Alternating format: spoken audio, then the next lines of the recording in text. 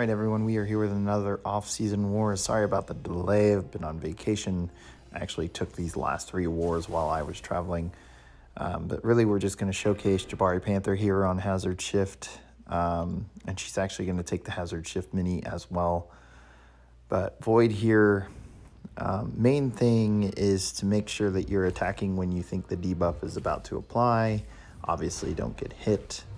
And if you're attacking while the debuff is about to apply, Cleanse is going to go ahead and take care of the one that's going to show up. So there I waited until it was about to hit, utilizing a parry stun, and then I'm using SB1s here just to build Huntress charges faster so that we can get in the hunt sooner. But unfortunately in this scenario we weren't able to use a special attack and get that Fury benefit, but it's not a big deal. It's a pretty smooth fight for her. I actually used her for the Hazard Shift path in 7.4 in conjunction with Kingpin and Hood. Now, Havok here, this node got updated. It has Insult to Injury now. So the plasma buildup on Warlock is going to cause that to kick in.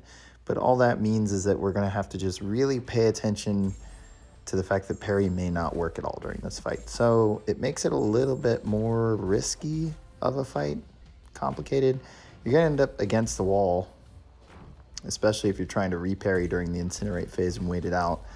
You're gonna end up against the wall just dodging heavies, which is fine, obviously, if you keep dodging them. But if you end up getting clipped by one and you've got all this plasma built up on you, it's not going to be a good time. So I've actually had that happen before with Silver Centurion, but since the plasma buildup cycles so frequently in that fight, the damage is all over the place.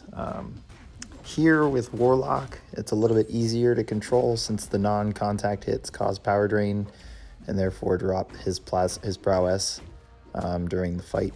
So not too much of a worry that you have to block or that you could get hit with a heavy, but definitely just another layer to this fight if you're going to go ahead and use Warlock against Havok. But you saw there, no real problems.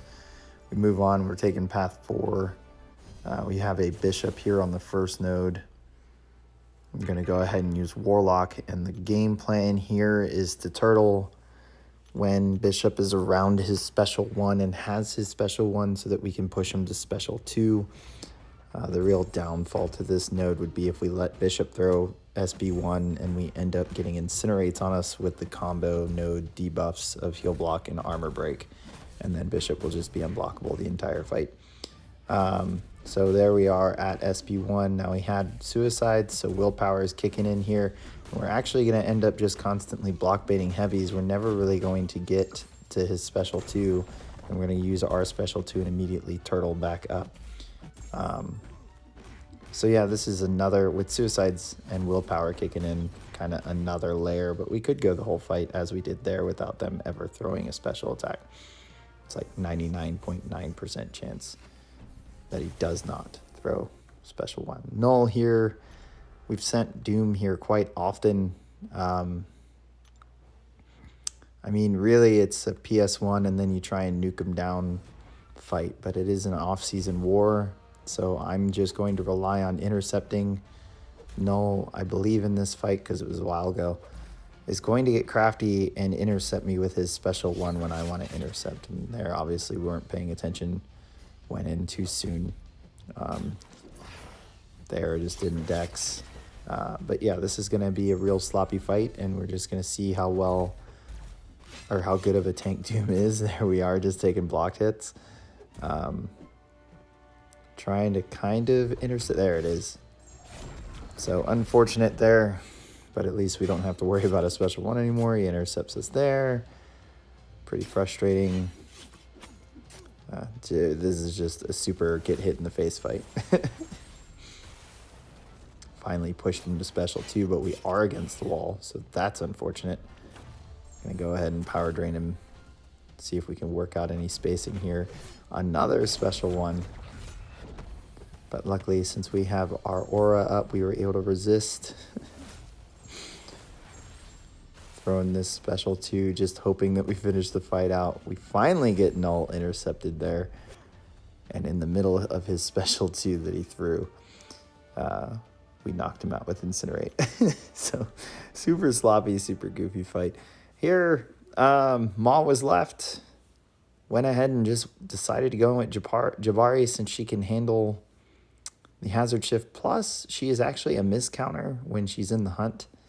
But what was interesting about this matchup was that I was not able to trigger the global.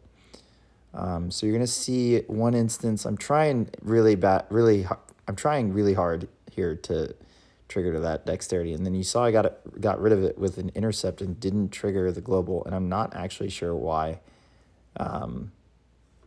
The miss, I mean, there's no ability accuracy reduction there. I didn't have ensnare up, so I'm not really sure what caused that, but the rest of this fight kind of functions that same way. And it kind of has me on my toes, and I think halfway through the fight I just stopped caring about it since it's not triggering. If it triggers and I get smacked in the face for it, and so be it. It's an off-season war. But yeah, she is definitely a good counter for Hazard Shift since those debuffs place one at a time. So Cleanse just gonna take care of it. But yeah, that was the end of that off-season war. Hope you enjoyed it. Hit subscribe, like, follow, and share, and I will catch you at the next one.